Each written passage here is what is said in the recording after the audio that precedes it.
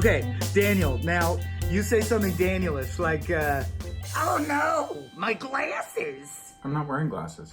Also, I know my name is Daniel, but I'm more of a chipper, supportive, confident type. Like a gay Adonis. Okay, Katy, now you say something cynical but funny, like, I don't want to tell you how to do your job. Maybe smash Daniel's glasses? Perfect. Wait. That was You're all This web series is gonna be nothing like I imagined, except for how sexy my voice is. I thought you invited us over to have dinner. Michael, we're not going to pretend to be your old friends just so you can try and recapture some sort of lost glory. It's not what Soren would have said. Okay, let's start over. We have our beans and Tito's handmade vodka. Let's just make the best of it. Dan used to hate it when I force-fed him Tito's handmade vodka.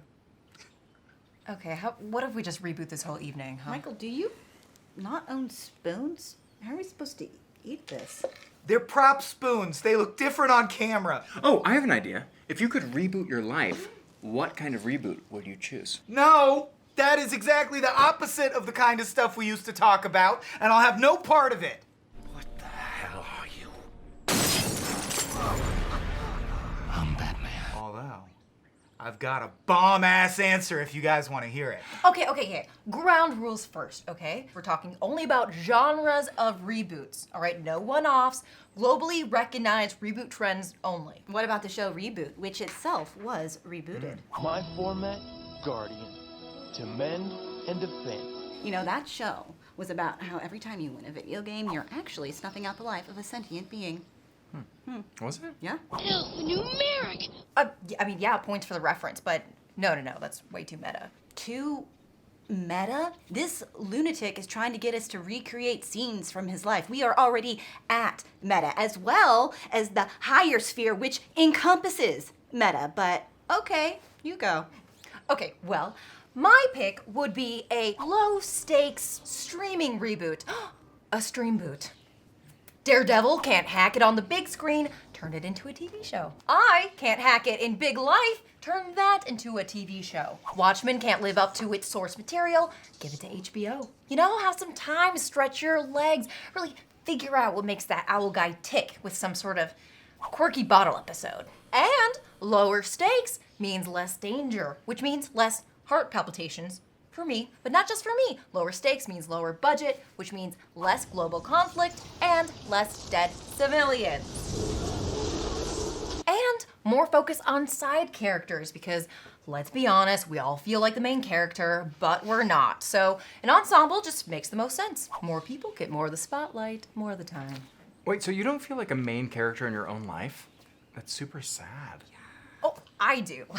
I just mean if we're being honest. Last week, I gave a tracheotomy to a man with a collapsed lung. The week before, my twin brother got sudden onset Alzheimer's, and now he thinks I'm his reflection. Yeah, that's def some protag shit right there. So, Okay, well, I think most of us would prefer an Agents of S.H.I.E.L.D. type situation rather than an Avengers Endgame situation. There are other, more super powerful people out there who can take care of Thanos, and we can, file papers and solve tiny mysteries. It's like real life, but better, but not so much better that it comes with more obligation. It's like Uncle Ben's cousin Jared said, with medium power comes medium responsibility. But those shows never even make it to the finale episode. They get abruptly canceled when Disney Plus buys up their license. You're basically cutting short your life expectancy right out of the gate. or worse, your life gets rolled up into a major film franchise, and then you have a brief walk-on appearance where you're immediately slaughtered.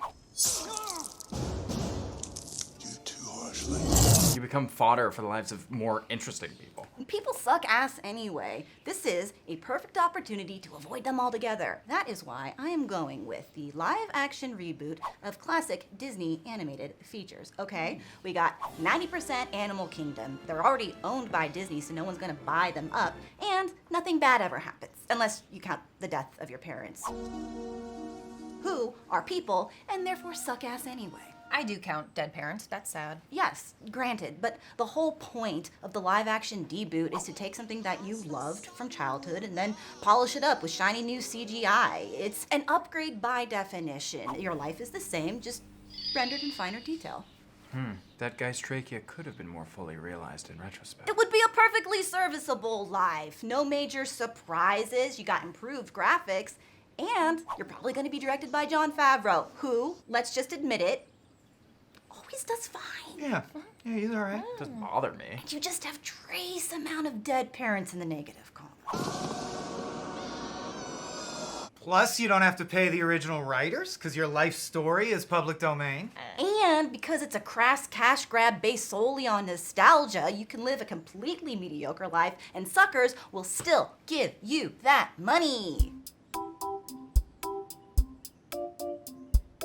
Okay, so your ideal answer to this question is the one that most capitalizes on nostalgia, right? You want to lean into your short attention span and just relive glossed over childhood memories for the rest of your life. Imagine how bangable Lumiere gonna be in 2055, baby. Aha!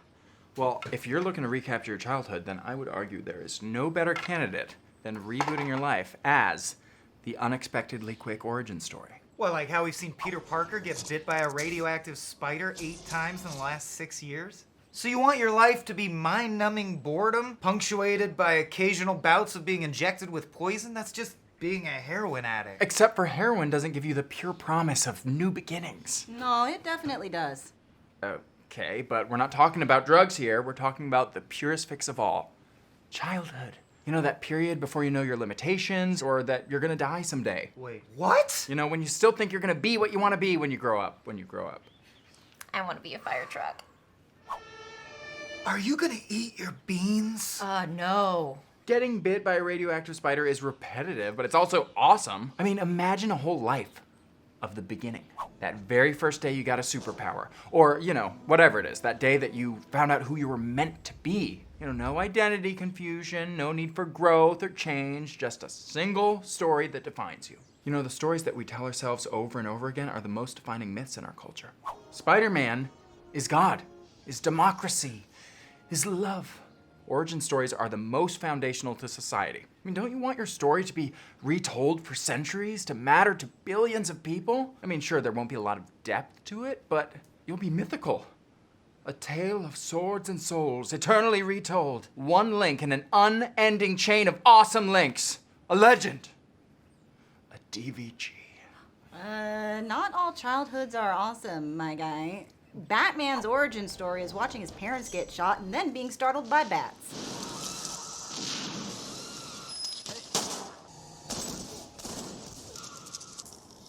The true Superman's is watching his people die and planet explode over and over.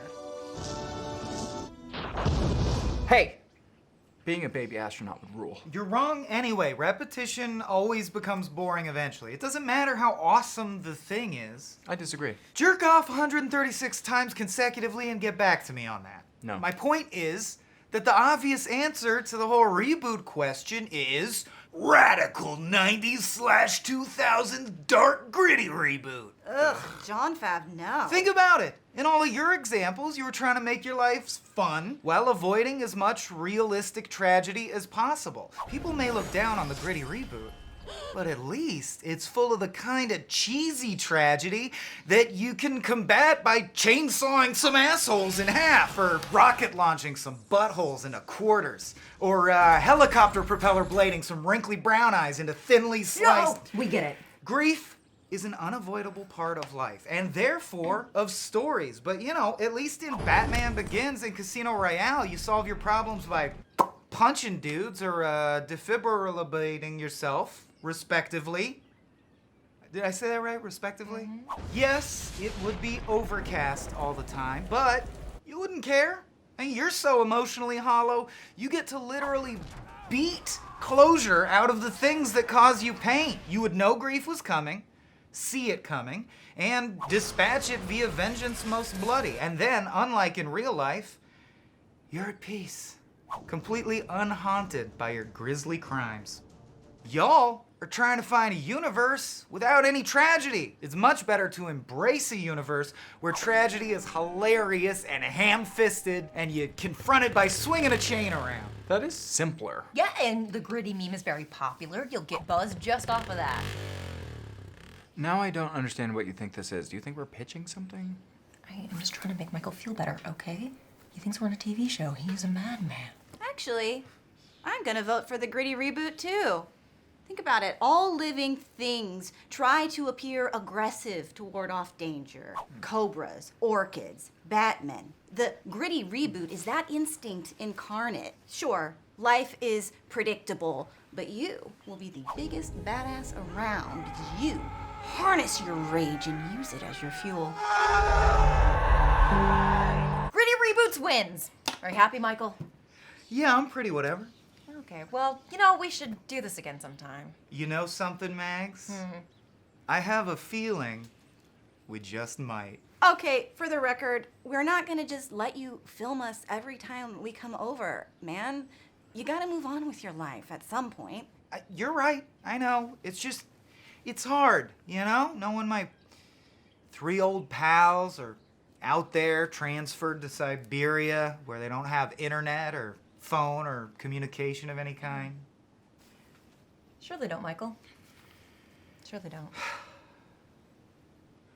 Are you gonna eat your beans? No, Michael, none of us are. Additionally, they seem to be some sort of tiny little brown clay beads in some sort of sauce. Yeah, I found it. The sauce? Yeah, it's a sauce I found.